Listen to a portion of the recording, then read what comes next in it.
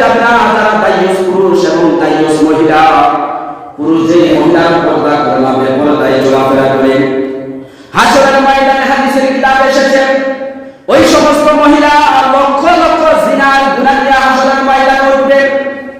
আল্লাহর কাছে বলবে, আল্লাহ আমরা তো একটা জিনাও করি নাই, আমার চেহারাটা খুব সুন্দর চেহারা ছিল, কিন্তু হাসরের ময়দানে আজকে আমার চেহারার ভিতরে কালো কালো দাগ দেখা যায়। ফেরেশতারা বলবে, এগুলা তোমার জিনার দাগ। মহিলারা বলবে, আমরা তো জিনা করি নাই, জিনা করি নাই। তখন ফেরেশতারা বলবে, তোমাদের কাছে কি একদল বার্তা বাহক কোরআনের কথা তোমাদেরকে জানাই নাই? যেই মহিলা বেপরদা হইয়া চলবে আর কোন পুরুষের নজরে পড়বে, পুরুষের যতটা কুমন্ত্রণা থাকবে ততটা গুনাহ, জিনার গুনাহ ওই মহিলাদের আমলনামায় লেখা হবে। তারা কি তোমাদেরকে বলে নাই? তখন ওই মহিলারা চুপ হয়ে যাবে।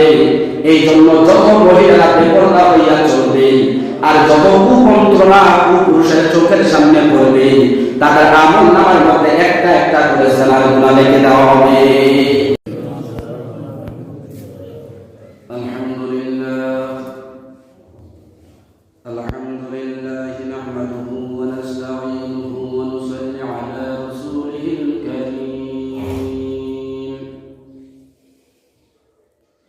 أما بعد فأعوذ بالله من الشيطان الرجيم. بسم الله الرحمن الرحيم.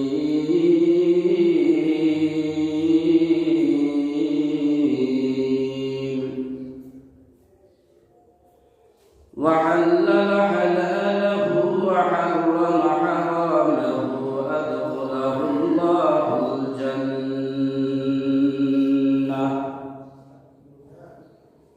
قال النبي صلى الله عليه وسلم: ثلاثة لا يدخل الجنة العاق لوالديه والديوث ورجلة النساء،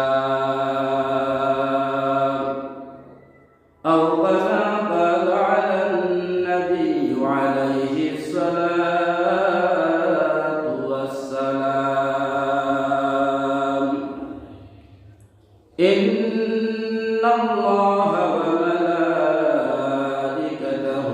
يصلون على النبي يا أيها الذين آمنوا صلوا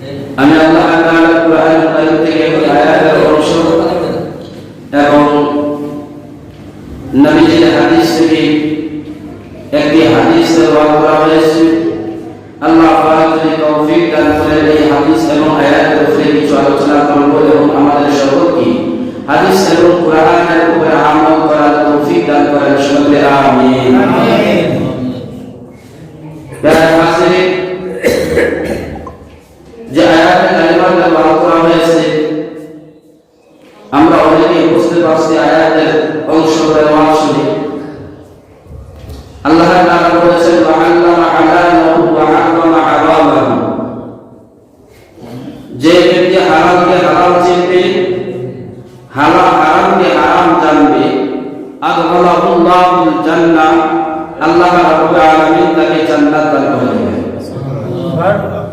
একটা চিন্তা হবে হালাল, আরেকটা হলো হারাম।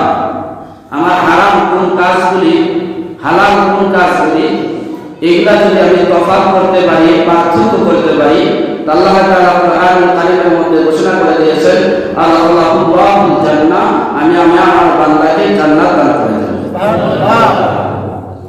এখন আমাদের হালাল জানতে হবে, হারাম জানতে হবে।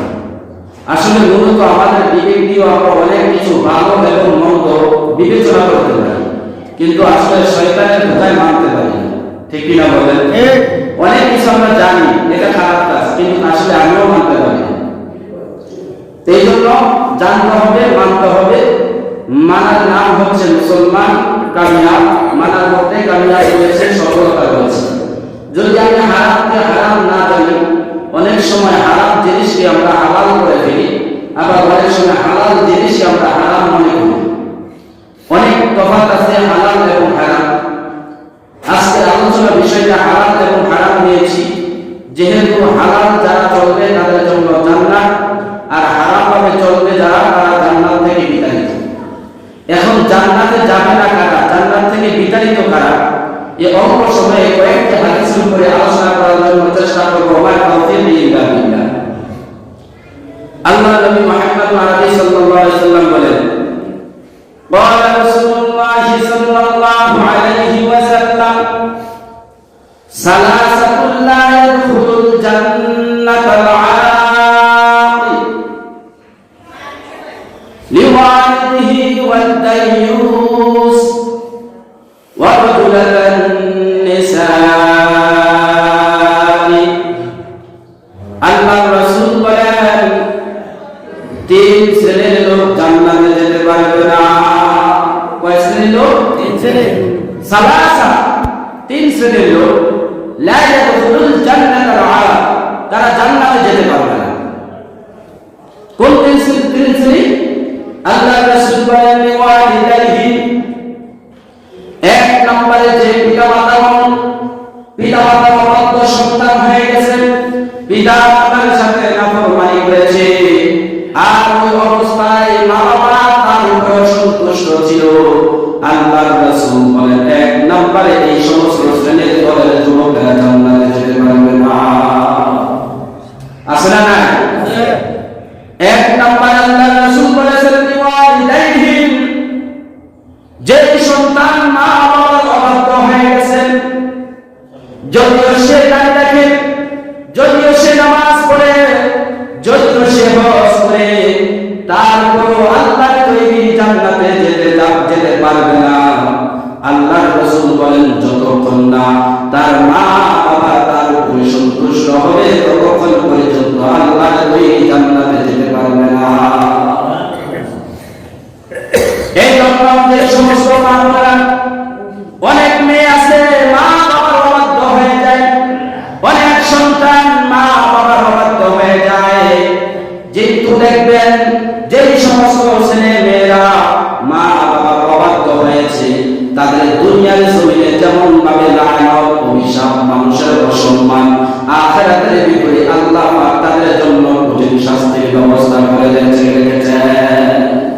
শুধু আখিরাতে নয়, একটি হাদিসে আল্লাহ রাসূল বলেন, দুই ধরনের শাস্তি দুনিয়ার জমিনে না পাওয়া পর্যন্ত ওই লোকগুলা মরবে না, মৃত্যুবরণ করবে না। কয় শ্রেণীর লোক? দুই শ্রেণীর লোক। দুনিয়াতে শাস্তি পাবে, আখিরাতে তো আছে, দুনিয়াতেও শাস্তি পাবে। দুই শ্রেণীর লোক, যতক্ষণ না তাদের এই শাস্তি হবে ততক্ষণ পর্যন্ত তাদের মৃত্যু হবে না। এক শ্রেণীর লোক হচ্ছে পিতা মাতার অবাধ্য সন্তান। এই অবাধ্য সন্তান মা বাবাকে যেই পরিমাণ কষ্ট দিয়েছে, ঠিক তেমনি ভাবে সেই সন্তানটা এই পরিমাণ অশান্তি আর অসম্মান না হওয়া পর্যন্ত এই ছেলের মৃত্যু হবে না। কে বলেছেন? রাসূল বলেছেন। কে বলেছেন? রাসূল বলেছেন। রাসূলের কথায় কি মিথ্যা আছে? না। যারা বলেন মিথ্যা আছে, তাহলে যেইভাবে মা বাবাকে কষ্ট দেয়, ঠিক ওইভাবে আমার যতক্ষণ পর্যন্ত কষ্ট না আসবে, আমি ঠিক তেমনি ভাবে কষ্ট না পাবো, পর্যন্ত আমার মৃত্যু হবে না। 2 নম্বরে আল্লাহর রাসূল বলেন যে জুলুম করে, জুলুম মানুষের উপরে জুলুম করে আছে না নাই? বাড়ির সাথে বাড়ি আমার জমিন দখল করে নাই, আমি প্রতিবাদ করলেই হয়ে যায় আমার সমস্যা, আছে না নাই? গায়ে জোর আছে, লাঠির বল আছে, ক্ষমতার জোর আছে, মানুষের উপরে জুলুম করে আছে না নাই? আল্লাহর রাসূল বলেন যে যেভাবে জুলুম করবে আরেকটা মানুষের উপরে ততক্ষণ পর্যন্ত তার মৃত্যু হবে না, যতক্ষণ পর্যন্ত না তার উপরে অন্য মানুষ জুলুম করবে। আমি যেই পরিমাণ একটা মানুষের উপরে জুলুম করব, ঠিক সেই পরিমাণ জুলুম আমার উপরে না হওয়া পর্যন্ত আমার মৃত্যু হবে না। এই দুইটা শাস্তি আল্লাহ রাব্বুল আলামিন দুনিয়ার জমিনে দিয়ে দিবেন। এই জন্য 3 শ্রেণীর লোক জান্নাতে যাবে না। 1 নম্বরে লিওয়ালিদাইহি, আল্লাহর রাসূল বলেন পিতামাতার অবাধ্য সন্তান। 2 নম্বরে ওয়াদাইয়ুস, আল্লাহর রাসূল বলেন দায়ুস পুরুষ এবং নারী। দায়ুস কি? আল্লাহর রাসূলকে প্রশ্ন করলেন মা হাযাল দায়ুস, ও আল্লাহর রাসূল দায়ুস কি? আল্লাহর রাসূল বলেন যে সমস্ত মহিলারা, যে সমস্ত পুরুষেরা বেপরদায় চলাফেরা করে। আমরা শুনছি মহিলারা বেপরদায় চলে, কিন্তু পুরুষও বেপরদায় চলে কি চলে না? পুরুষ বেপরদা কি? আমি কোন মহিলার কাছে যাইতে না যাইতেও কোন অনুমতি লাগে না, যে কোনো সময় কোন মহিলার কাছে চলে যায়, এটা আমার জন্য বেপরদা, এটা পুরুষের দায়ুস। আমি কোন মহিলার কাছে যেতে হলে তার স্বামীর অনুমতি লাগবে, তার বড় ভাইয়ের অনুমতি লাগবে, তার ছেলের অনুমতি লাগবে, কোনো না কোনো পুরুষ সাথে নিয়ে তাদের অনুমতি নিয়ে ওই মহিলার কাছে যেতে হবে। আল্লাহ রাসূল বলেন ওয়াদাইয়ুস, দ্বিতীয় শ্রেণীর লোক জান্নাতে যাবে না যারা দায়ুস পুরুষ এবং দায়ুস মহিলা। পুরুষ যে মহিলার পর্দা করে না, বেপরদায় চলাফেরা করে, হাসরের ময়দানে হাদিসের কিতাবে এসেছে ওই সমস্ত মহিলা লক্ষ লক্ষ জিনার গুনাহ নিয়ে হাসরের ময়দানে উঠবে।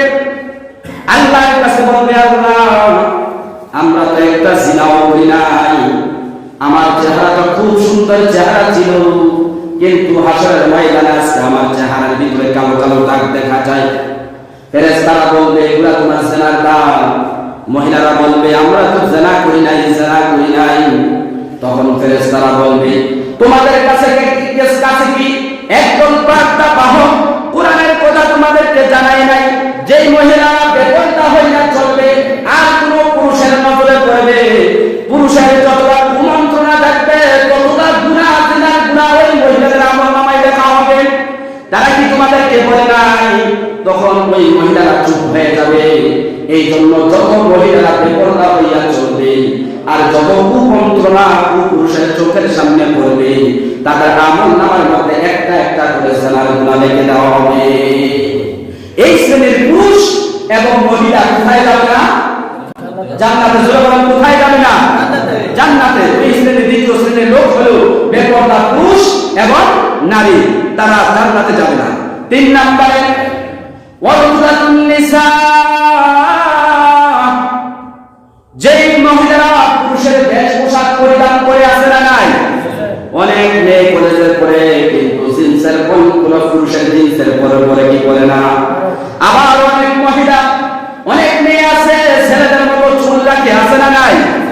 তাহলে আল্লাহর রাসূল বলেছেন যে মহিলারা পুরুষের বেশ পোশাক পরিধান করবে ওই সমস্ত মহিলারা আল্লাহর তৈরি জান্নাতে যাবে না। সালাসাতুল লা ইয়াদখুলুল জান্নাতা, আল্লাহর রাসূল বলেন 3 শ্রেণীর লোক জান্নাতে যাবে না। 1 নম্বরে লিওয়ালিদাইহি, অবাধ্য পিতামাতা, অবাধ্য পুরুষ, অবাধ্য সন্তান। 2 নম্বরে আল্লাহর রাসূল বলেন ওয়াদাইয়ুস, দায়ুস পুরুষ এবং নারী। 3 নম্বরে ওয়ারুদাতুন নিসাই, 3 নম্বরে যে মেয়ে, যে মহিলা পুরুষের বেশ পোশাক পরিধান করে, এই 3 শ্রেণীর লোক আল্লাহর তৈরি জান্নাতে যাবে না। আরেক হাদিস আল্লাহর রাসূল বলেন ক্বালা রাসূলুল্লাহ সাল্লাল্লাহু আলাইহি ওয়াসাল্লাম লা ইয়াদখুলুল জান্নাতা জাসাদুন গুদিয়া বিল হারাম। আল্লাহর রাসূল বলেন ওই ব্যক্তি জান্নাতে যাবে না।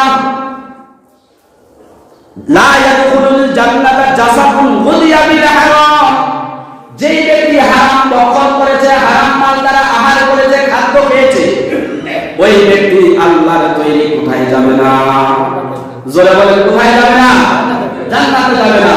ওই ব্যক্তি যদি নামাজও পড়ে, হজও করে, ঈদের আকাতারও থাকে, এক মন ওজনের দাড়িও রাখে, কিন্তু তার খাদ্য কি?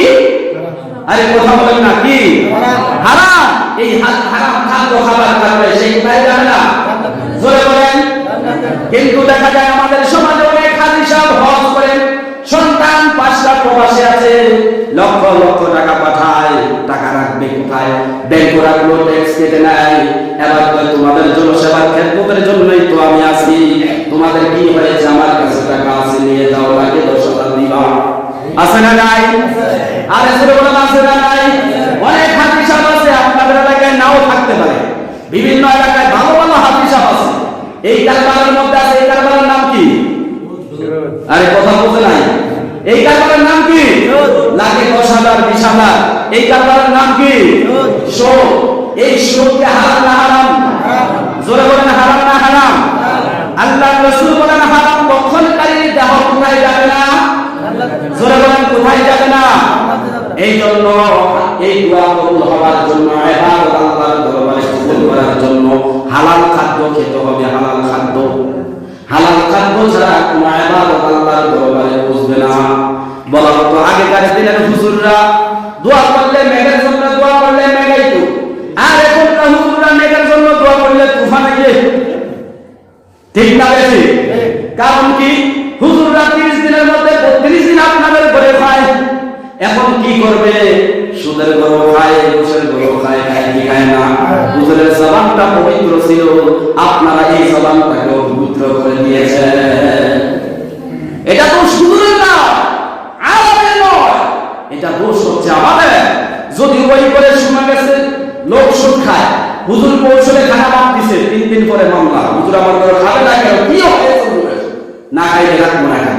এরকম অনেক নজির আছে। না খাইলে ইমাম সাহেব থাকতে পারে না।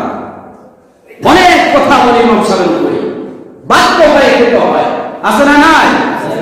এই জন্য আল্লাহর রাসূল বলেন, লা ইয়াদখুলুল জান্নাতা জাসাদুন গুযিয়া বিল হারাম। জান্নাতে যাওয়ার জন্য হারাম খাদ্যের প্রয়োজন। যার দেহটার ভিতরে হারাম খাদ্য ঢুকাইছে, ওই ব্যক্তির দেহ শরীর কোনোদিন জান্নাতে প্রবেশ করবে না। قال رسول الله صلى الله عليه وسلم لا يدخل الجنة قاطع।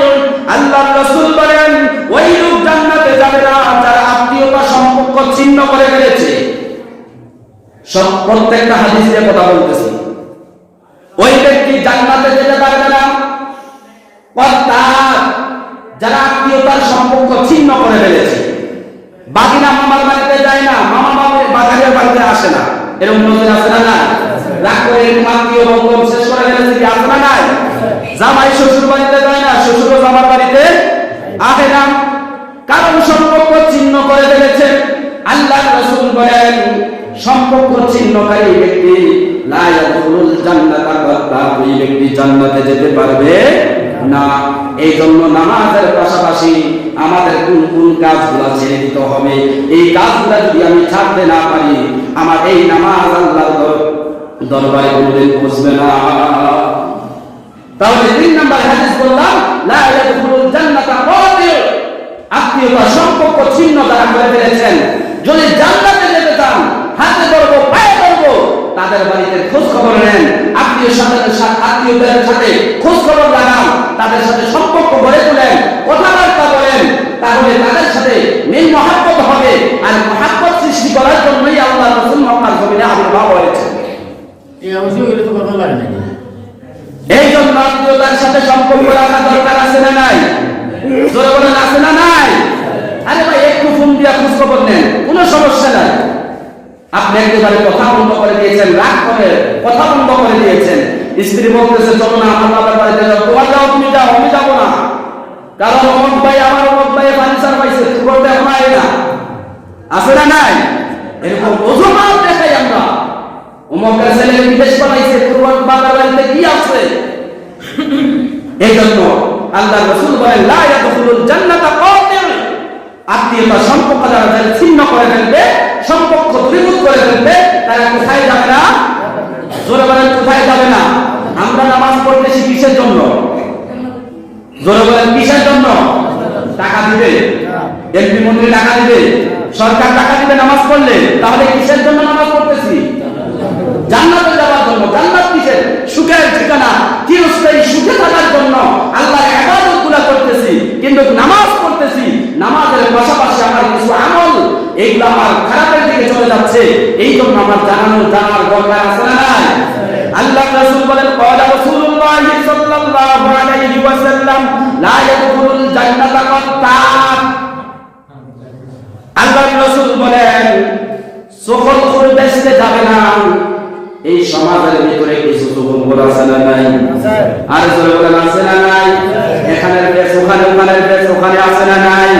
কিন্তু ওই মহিলা কিন্তু নামাজ পড়ে সকল পুরীরা পুরুষের চাইতে মহিলারা বেশি করে। জোরে বলেন ঠিক কিনা? আপনার কাছ থেকে একটা শুনছো তো, মুরগ কি ডাক দেয়, মুরগি কি ডাক দেয়, ডিম পাড়া মুরগি, এর আগেই বছর একটা হয়ে গেছে।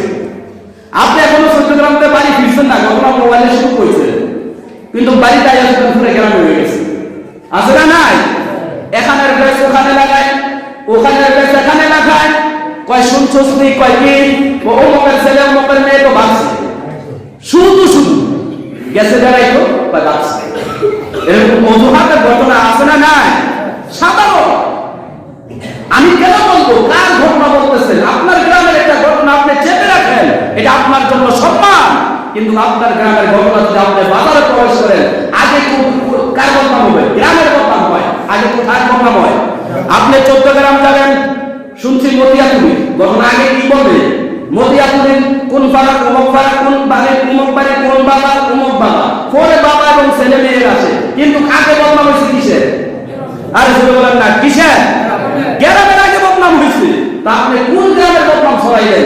নিজের গ্রামের সম্মান আপনি দিতে পারেন না। এই জন্য যুবক ভাইয়েরা, পর্দার মা বোনেরা সাবধান।